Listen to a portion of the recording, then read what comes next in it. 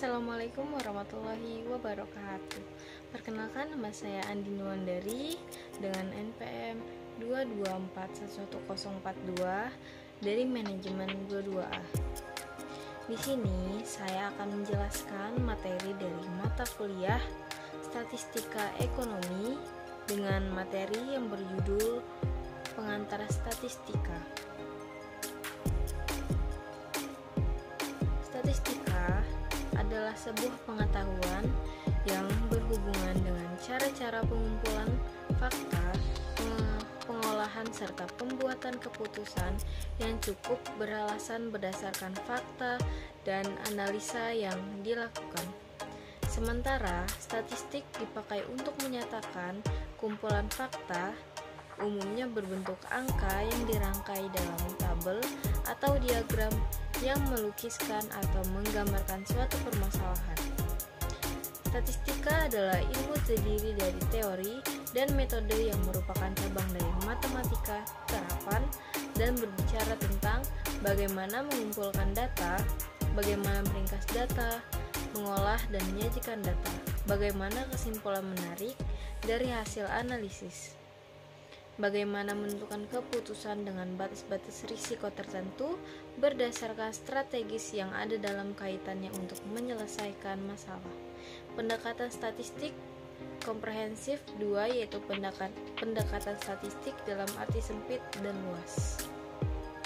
Dan selanjutnya yaitu ada manfaat mempelajari statistika, yaitu yang pertama memberi pengetahuan dan kemampuan kepada seseorang untuk mengevaluasi terhadap data.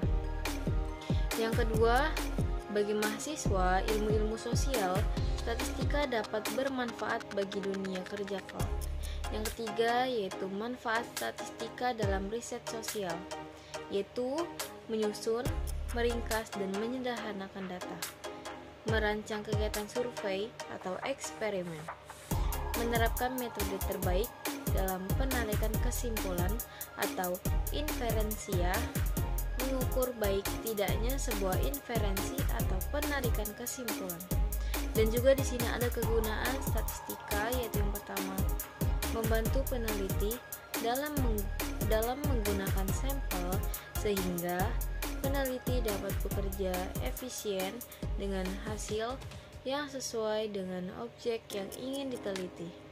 Yang kedua yaitu membantu peneliti untuk membaca data yang telah terkumpul sehingga peneliti dapat mengambil keputusan yang tepat. Yang ketiga yaitu membantu peneliti untuk melihat ada tidaknya perbedaan antara kelompok yang satu dengan kelompok yang lainnya atas objek yang diteliti. Yang keempat yaitu membantu peneliti untuk melihat ada tidaknya hubungan antara variabel yang satu dengan variabel yang lainnya.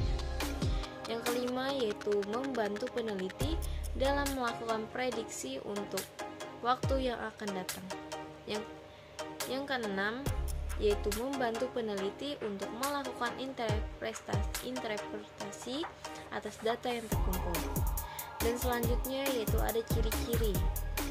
Menurut Sutrisno Hadi tahun 1978 yaitu ciri-cirinya sebagai berikut.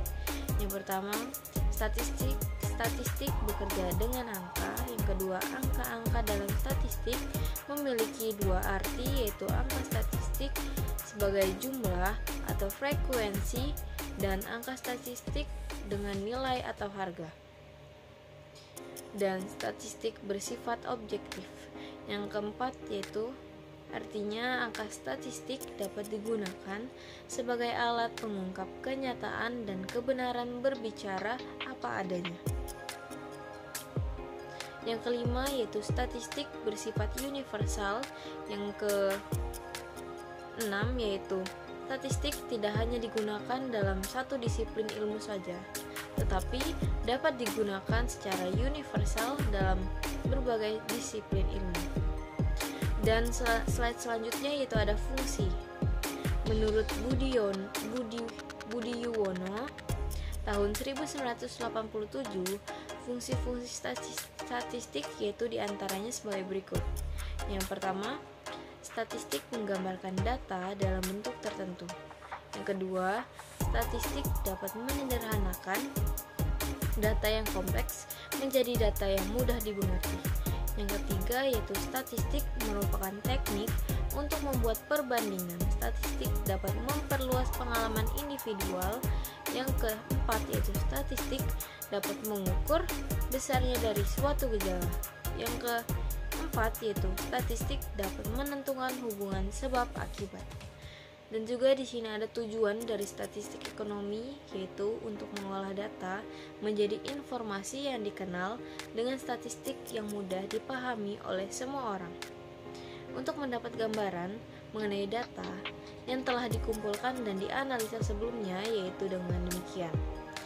Hasil analisis tersebut, statistik dapat digunakan untuk menarik suatu kesimpulan dan menyelesaikan suatu pengerjaan dan analisanya. Dan juga di sini terdapat jenis-jenis dari statistik ekonomi, yaitu yang pertama, statistik deskriptif atau deskriptif statistik, yaitu bagian dari statistik yang mempelajari cara pengumpulan dan penyajian data sehingga mudah dipahami.